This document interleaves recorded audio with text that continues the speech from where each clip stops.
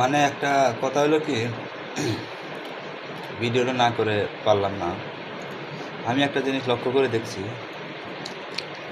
যখন যে কাজটাই করি না কেন, হাঁটতে চলতে কিছু কিছু সময়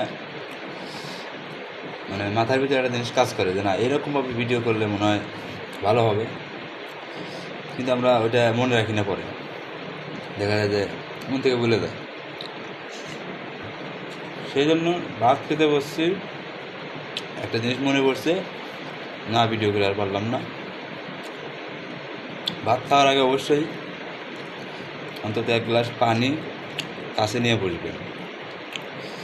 ভাত খেতে যে কোনো সময় হাত আটকে যেতে পারে, সেজন্য পানিটা কাছে রাখবেন। আমি 1 গ্লাস পানি রাখছি কাছে, নিরাপদ। আশা করি সবাই বুঝতে পারছেন।